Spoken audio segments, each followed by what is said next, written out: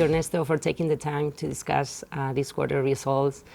I'd like to start with toll roads. You know that we keep receiving a lot of questions from investors about traffic trends and how our main assets are recovering, especially 407 ETR. What have you seen in this quarter? Yeah, hi Silvia. Yes, we've seen growth in the quarter. I mean, Toronto is reopening at last, and we've seen improvement every week. Of course, it's a slow improvement because the office presence is below 30% still, but clearly every week has been improving, and that has also driven growth in financial results that has been very good compared to the previous quarter. Also in Dallas-Fort Worth, we've seen growth. Traffic was already better there because the economy is more reopened, and we've seen very good performance and growth. Well, at the end of the quarter, maybe a little bit flatter. The traffic was flatter. And in the 35 West, we also see the impact of an acceleration on the works to deliver the extension of 3C. But again, the financial results growth is spectacular. And what about airports? Because we've seen strong peak season during the summer and passengers recovering really fast, but we are also reading about some challenges when rebuilding capacity quickly. So could you give us some color there? Yeah, I mean, absolutely. I mean, we've seen traffic growth generally all over the world, and airports are struggling to bring back capacity. Heathrow actually warned about this and has been hiring for this ramp up since November 2021. So it's been adding security personnel, and by the end of July we are at 2019 levels.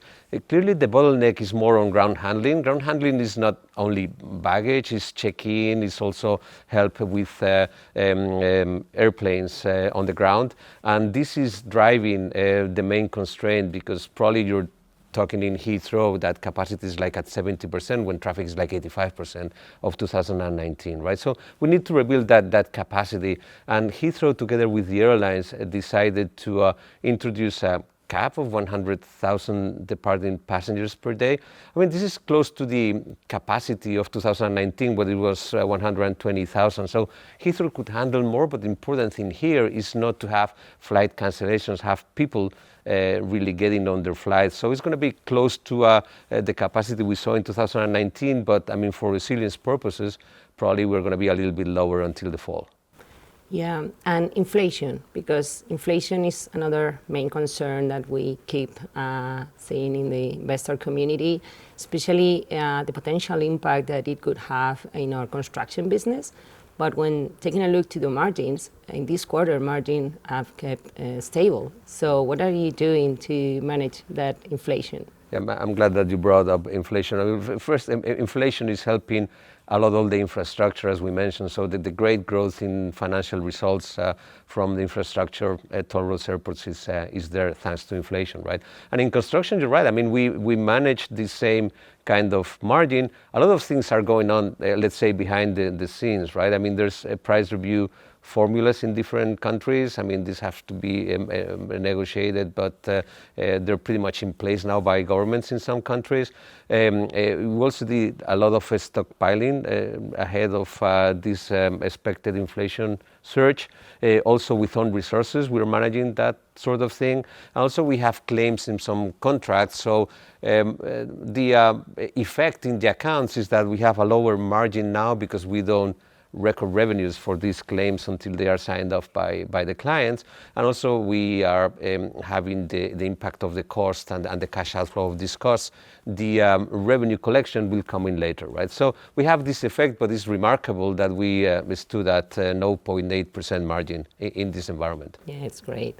In terms of cash, we've seen strong cash position again at the end of the quarter, but it is true that if you just take a look to the quarter, we have some cash outs. Could you explain main reasons for that? Yeah, I mean, I would say that the cash outflow that was expected is for some good reasons. I mean, one of them is that we are remunerating our shareholders with buybacks and dividends, right? So at the end of the quarter, I mean, we've done, well, the cumulative of the first half, we've done more than 350 million euros of remuneration to shareholders, right? Then on top of that, we are investing. That's very good news because finally we're getting to invest into very important assets that will deliver value creation. And then we are having some unwinding of the favorable working capital that had in the first quarter, and that we mentioned that we should expect. So it's better than expected, and probably the cash outflow is for the good reason. Great. And finally, in terms of M&A, because the company has kept really busy in the last months, so could you give us a quick update on main transactions?